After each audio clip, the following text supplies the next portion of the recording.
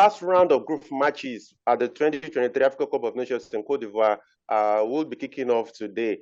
Welcome to Sport Africa. Of course, we'll be looking at yesterday at the AFCON, and of course, we'll be previewing matches that are going down today. 4 matches will be going down today in Group A and Group B. Remember that the last round of matches will be played simultaneously. Welcome. My name is Ashalulu Afemi, and Ricardo Gundari is back on the show. Yeah, I told you he's back on the show. He's above the weather and not longer under the weather. James Agrebi is also here. Ricardo, welcome. I hope you feel much better today.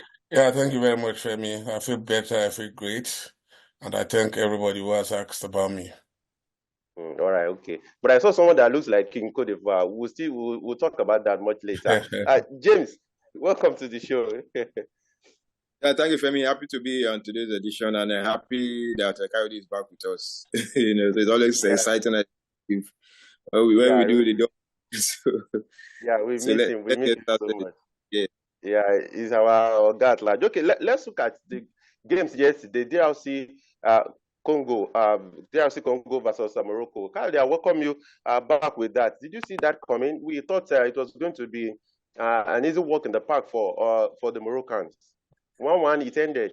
Yeah, Femi, I remember I told you in the countdown to the tournament that Morocco will be under enormous pressure because of what they did at the World Cup. Because what success does is it attracts much more competition. Everybody feel that it is their duty to bring you down to earth.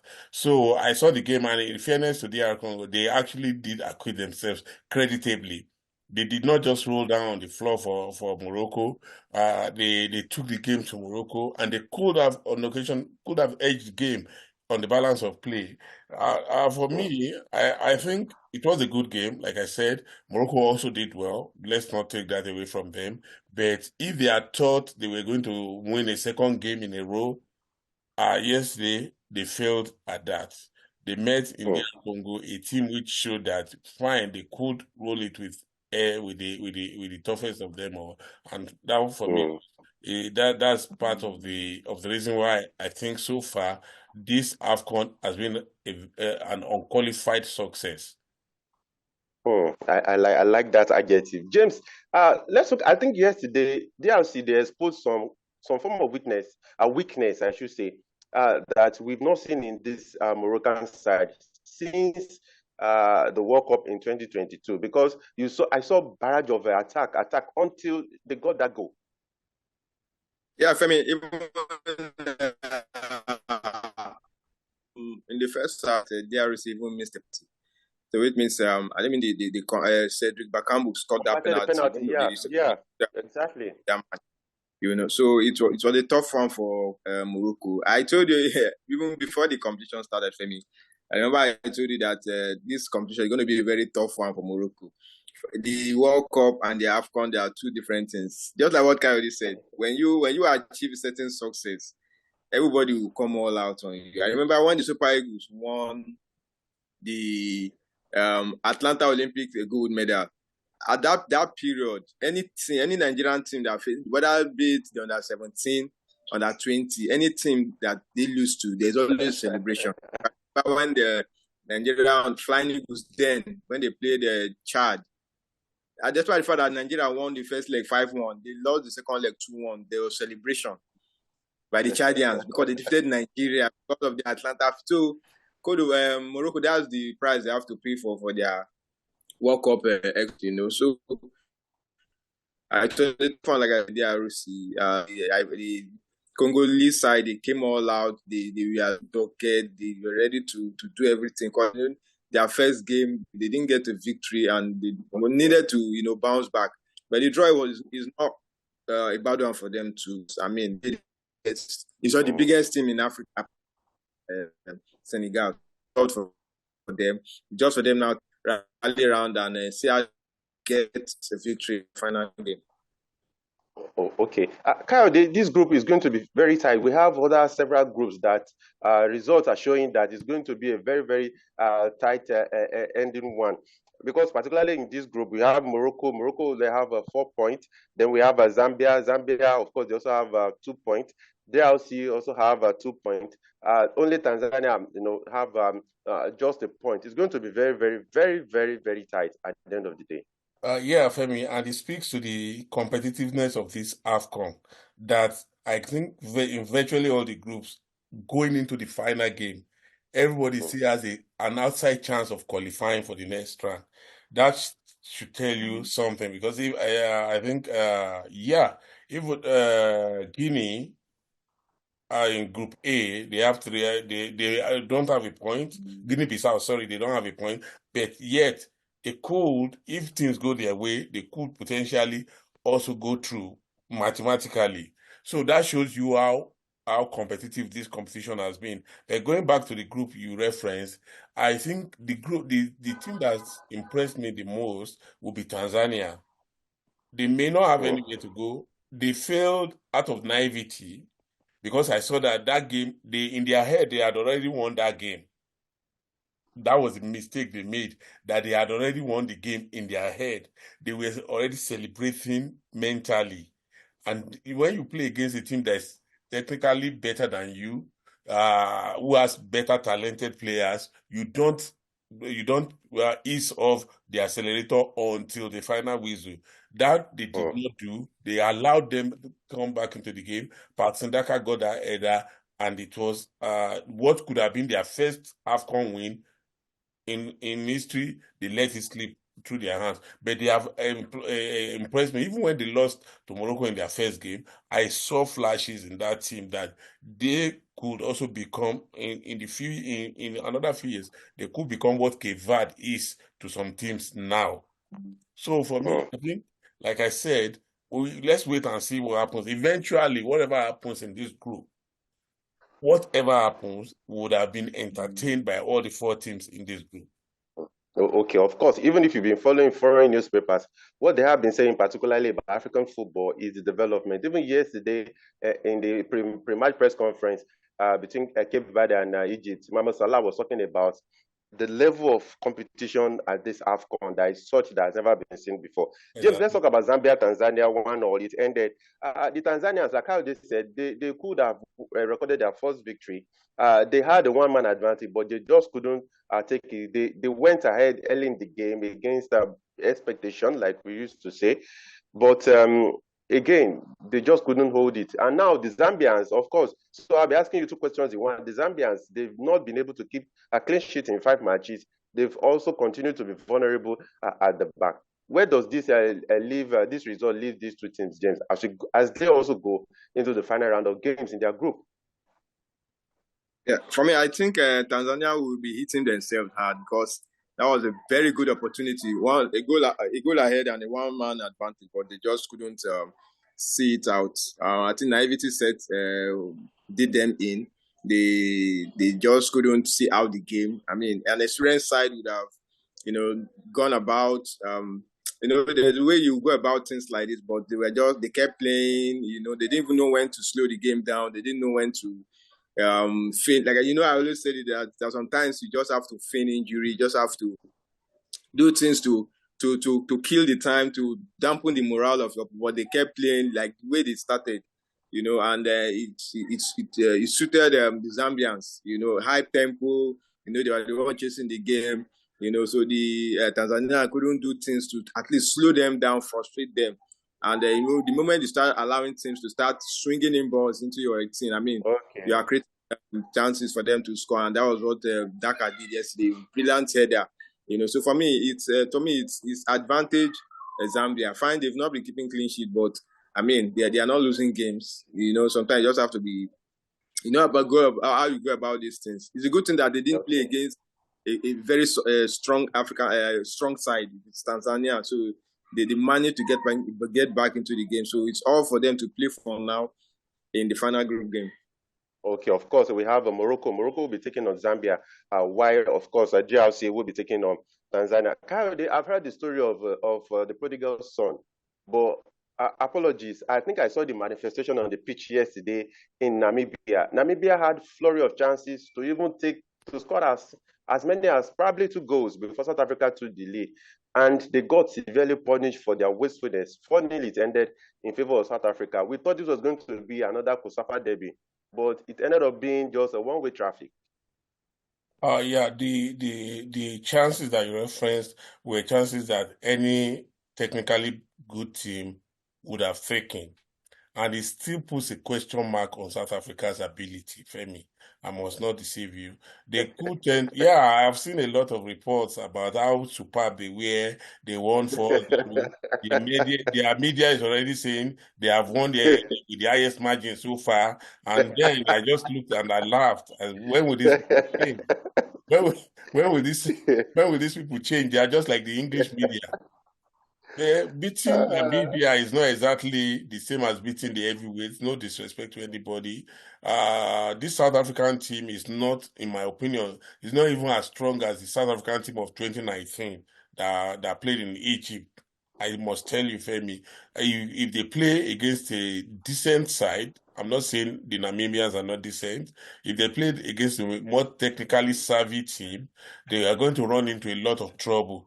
So let them enjoy their victory for as long as it Why lasts. it lasts? Yeah, let them enjoy it. But in their final game, I guess they're going to play Tunisia in their final game. So we'll see how they are able to put four goals past the Tunisians so that we know that, yeah, they have actually arrived. But if you ask me, yeah, they did well. They won. If they didn't win, we would have come here to talk about them. Yeah, I agree they won. But then they should be aiming for bigger things, not celebrating defeating Namibia. Okay. That's what I think. Okay, James, the the Namibians, I should say, sorry, they were very poor in the final third, and that took my mind back to how they were able to beat Tunisia. Was it that the Tunisians were just so bad? Because yesterday, what I saw, it was very irritating. Because as a professional footballer, like Akayode rightly referenced there, these are chances that they should be taken, and they got severely punished for it. I think the Tunisians will be hitting themselves. How come they lost to how they lost to Namibia? Let me, without being sounding disrespectful, Namibia is a poor team. What I saw yesterday between I saw two similar countries, but one just managed to take the opportunity, while the other one was just throwing away their chances. There were no, James, the thing South Africa won't give you visa. They won't give you visa. No, the thing is, they were just running at each other. While one was taking his chances, the other one was just Namibia in the early part of the game. They created good chances, but they failed to take it. And the funny part is, even when they were a goal down, it was as if they were just chasing the game to score just one goal and be happy about themselves. It was a derby. So the way they started the game, that was exactly the same way they ended it. A very good team that got a victory in their first game would have approached this game differently. You defeated Namibia, Tunisia. So expected you to, you are now playing. Every game come with its own pattern, but they came with the same mindset, and South Africa matched them for pace, for ruggedity, for everything, and now topped it with goals. That was just the difference. South Africa was just able to score goals. So it's not as if they didn't outplay each other. It was the same pace, the same everything, but just the difference that South Africa were just scoring. They were missing their own. South Africa was scoring. So for me, the South Africans shouldn't just like what I said. They shouldn't be jubilating that they defeated Namibia. I mean, I expected them to beat Namibia. That's why the fact that it's a derby, but I expected them to beat Namibia. We also what they did against Mali. When the Malians grew into the game, they were taken apart. So they shouldn't go with this mindset when they meet. Now they're going to play a very difficult, wily Tunisian side that needs a win. And Femi, I'm telling you, if the Tunisia that I saw against Super Eagles, the last AFCON, they will come with that same mindset. They will seal everywhere up. They will drag you into their own pattern of play. Once they nick that first goal, his game is night out. Okay, of course. Okay, so much to say, but because of time, let's go to today's games. This is the best time to have 2 television sets in your house because, like I said, the final round of matches in each of the groups will be played simultaneously. Kyle, let's start with Cote d'Ivoire, Equatorial Guinea. This is, if the Ivorians are not careful, this could be the banana peel for them, because we've seen the strength of the Equatorial Guineans in this competition. 4 points. Look at the way they brought aside Equatorial Guinea-Bissau. Now, Kayode, what do you think the Equatorial Guinea players need to do going into this game? Do you think the victory that Nigeria recorded over Ivory Coast could give them a hint on even how to approach this game? No, actually, on the contrary, I think what the victory will do is pile more pressure on the Ivorians. Don't forget they are hosts. They lost in front of their own fans against the Super Eagles, and they couldn't say that they played better than the Super Eagles. They lost that game, so they are under pressure to respond. They have to fight back against the Equatorial Guineans. Now, that would set them up nicely for Equatorial Guinea to hit them on the break. If they have a coach who is a thinking coach, he will just sit back, absorb all the pressure, because of course they are going to launch more men forward in search of early goals in order to put the opponents under pressure. The moment you sit back and I said this, I said even when they play against Guinea-Bissau, as poor as the Guineans were, they actually created anxious moments against Ivory Coast. We saw it against Nigeria too. If the Nigerians had been more clinical, they should have scored more than that one goal that they scored. So that gives the Equatorial Guineans, and they are very good at that. You saw it against when they played Guinea-Bissau. They are very good they have very fast players, and there's this way they play that I am very, very fascinated with. They have this pocket of triangles that they play, a 3-man triangle that they play. Diamond, kind of, yeah. Yeah, a diamond formation that they play when they are launching attacks. That could create serious problems for the Ivorians, especially if they are able to stop the Ivorian midfield, especially Sekou Fofana from playing. That was the secret to what Nigeria did against them. Sekou Fofana, I think they just sacrificed Frank Onyeka against him. He shut him up, and that was what led to the lack of fluidity in the Ivorian team. If the Equatorial Guineans are able to do that, and I suspect they would have seen that game, they would know that the pivot of the engine is Sekou Fofana. If they are able to take him out, then they would have scored a moral victory. Then they just need to finish it on the pitch by sitting down, absorbing pressure, and launching counter-attacks against the Ivorians. Okay, of course, all Equatorial Guinea needs in this game is a draw. That would take them to 5 points, and then they will wait for what Nigeria and Guinea-Bissau will do. James, for the sake of time, we'll have wanted you to talk about this, but let's go to Nigeria versus Guinea-Bissau. Nigeria also needs to be careful. Just like how they said earlier that Guinea-Bissau, even though they are down, but they say who is down fears no fall. They could also put, like we said here, local balance in Nigeria. They could put sand in Nigeria's Gary if care is not taken. But the Super Eagles also need a draw in this game, perhaps, to go through. But a win will just give them automatic qualification instead of waiting for the calculators. Yeah, I think this is a game that the Super Eagles should just come out and play their game. Because the game against Cote d'Ivoire has kind of given everybody hope. I mean, what more can you say? You defeated the host country. I mean, the kind of confidence that you will have will be so high, like you'll be able to touch the sky. So for me, just like what you said, Guinea-Bissau, they have nothing to lose. They're already almost done and out. So you have to be very careful when you play against a team that has nothing to lose. So because they want to come out and give their all, and you have the ambition of going far in tournaments, so you have to look out for injuries and stuff like that. So it's going to be a tight affair. I don't think the Super Eagles is going to just stroll over them. Remember they defeated the Super Eagles right here in Nigeria, in Abuja, before they now went to qualifiers. Yeah. The last AFCON, Nigeria defeated them. So this is the second meeting, but I see the Guinea-Bissau, they want to prove a point. They want to show that they have what it takes. But I want the Super Eagles. I don't want it to look as if the game against Cote d'Ivoire was a one-off. I expect them to show that it wasn't a one-off, that was something that they planned for and they deservedly won. So I expect them to come out in this game and prove a point, start taking chances. Because one thing about the Super Eagles in this tournament, so far they've failed to convert some very good chances. And for you to win tournaments, you have to start taking chances. So I tip them to win, but it's going to be a close, tight affair. But I feel the Super Eagles should be good enough.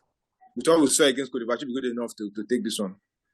Okay, it appears the Super Eagles are gradually winning games to their side. And of course, Super Eagles head coach Jose Peseiro has said he and his players, they are going to respect Guinea-Bissau.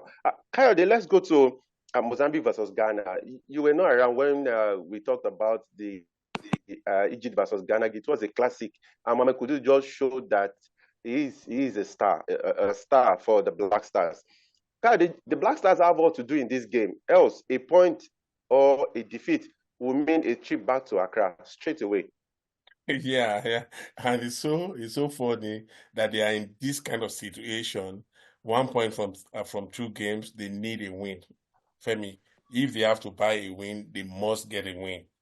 That's exactly what the situation is as we speak. And they work a very tight role. And the Mozambican team that I've seen over 2 games, Femi, they are not a team that will be willing to just lie down for you to stroll over them.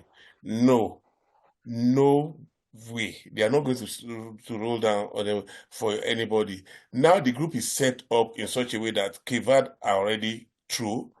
They have 6 points. And then Egypt are also walking a tightrope. They have 2 points. They will have to beat Cape Verde by all means. So if they are able to beat Cape Verde, regardless of what Ghana play in their own game, then Egypt will follow Cape Verde. And Cape Verde have no motivation to take this game serious. They would, if I were them, being a team that has a small squad, they would want to rest players, and then they don't care whatever happens. Prepare for the knockout. Yeah, they know they would even top the group and remain in that venue. They will remain in Abidjan. Exactly. So for me, they will remain in Abidjan. So for me, I think the problem is not it's actually out of Ghana's hands now. Their destiny is no longer in their hands. Even if they win, that's sad. They can only get to 4 points. All Egypt needs to do is also to win. And once Egypt wins, they will go to 5 points. That's where the problem is. So it goes beyond. Of course, they have to do their bit and win their game against Mozambique.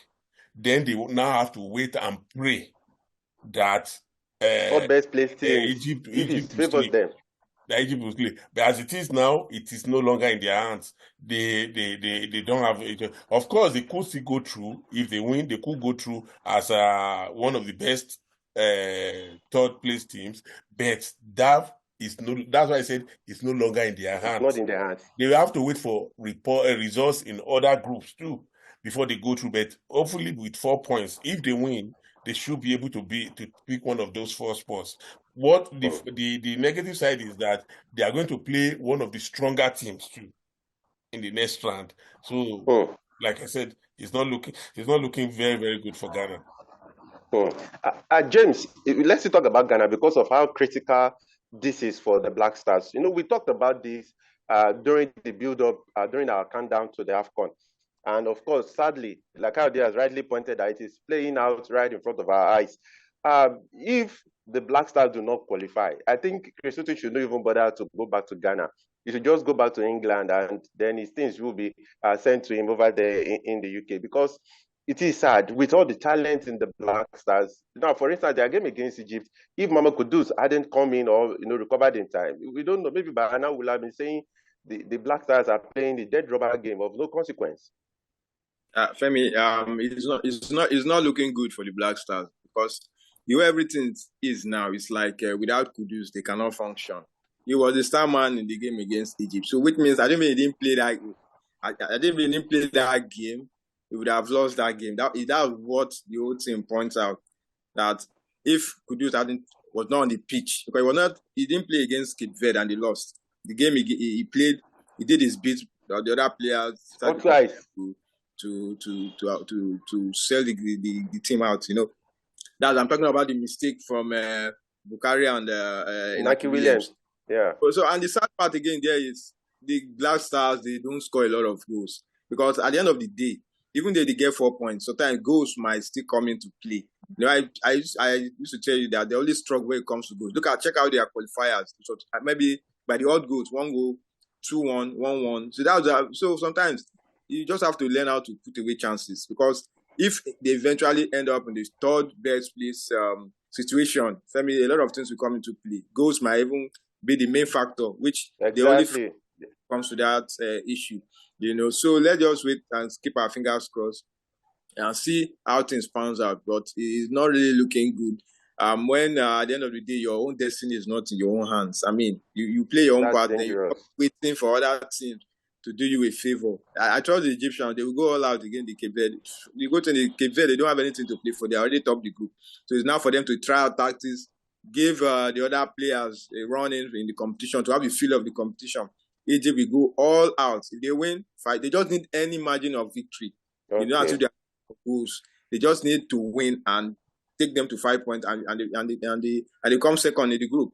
So you can't just keep relying on the other teams to do it for you. So for me, they kind of set up themselves in a very bad way. And it's all about calculators and prayers now for the Black Stars. Of course, yeah. If you're a Ghanaian, please pray for the God of soccer to come to the rescue of the Black Stars. I started with you. I'll be ending with you. Let's talk about Egypt. But you said it all that the Cape Verdeans, they need not put themselves under pressure. But do you expect them to put their foot off the pedal some bit in this game, since actually they have nothing to actually do in this one? Yeah, that's what I'm saying. They would need motivation to want to win this game. They will need motivation, and I'm not sure where the motivation is going to come from. I mean, they've won 2 games. They know that regardless of the outcome of this game, they are going to top the group. They are going to remain in that venue, and all they need to do is start preparing for the next round. And they do not want any injuries to their key players. They do not want any cards. Okay, of course, the cards will be wiped out at the end of the group stages, but they do not want any injuries. So they are going to take it easy, and then that will give Egypt all of the necessary ammunition that they need to shoot them down. So for me, if I have to call this game, I will call it in favor of Egypt. They have everything at stake to win this game, and they have the team to win it. Although, like we saw, they played with more freedom when Mohamed Salah went off the last time. So some people have said maybe they could do without playing with Mohamed Salah, but then Mohamed Salah is the kind of player that is worth when he's on the pitch. So they don't even have a choice about not playing with him, except his absence is enforced by injury or a penalty or a card or something. So the game is one of the games I want to watch. It's one of the games I want to watch. Yes, I want to see exactly. And I think I have my two TV screens ready for all the games simultaneously. So it's of course, Group A and Group B it's going to be very interesting, particularly Cote d'Ivoire versus Equatorial Guinea, and of course the Black Stars versus Mozambique, then Egypt versus Cape Verde. Of course, yesterday Mohamed Salah was at the press conference and he confirmed that he is injured and will be returning to Liverpool for what did he call it? He said we're going to Liverpool for therapy, or so to say. And but a lot of people are saying that we hope you won't be playing for Liverpool in the next 2 weeks after returning to the club. But the reports are also saying that should Egypt continue to progress in the competition, he might likely return to Cote d'Ivoire from Liverpool. Now, the Pharaohs showed that they didn't need Salah in their game against Ghana. We saw what they did. Kyle, they said after Salah was replaced due to an injury. Kyle, good to see you back once again. Thank you so much for joining on the show today. Yeah, thank you very much, Femi, and thanks to everybody. James? Yeah, thank you, Femi, and good luck to the Super Eagles. And I would say good luck to the Black Stars. Let the banter continue, because if they are, it's always sweet when we banter ourselves. So hopefully they'll see it and we'll keep progressing. Now, who knows? Maybe we'll get to the final together. You guys, you brought your jollof water to AFCON again. All right. To our fans across the world, we appreciate you so much. You had the motivation for us here because we do this because we know that you always got our back. Thank you so much. But please don't forget to subscribe to our channel. Please click on the notification button so that you get the video as soon as they are posted. We thank you so much for your company always since our daily countdown to the AFCON and, of course, the competition proper. We have fantastic games on the card today. We hope that you will watch 1 or 2 wherever you are. Thank you so much. I remain Oluwafemi Ashaolu. We'll see you all tomorrow with another Yesterday at the AFCON and preview of the games for tomorrow. Bye for now.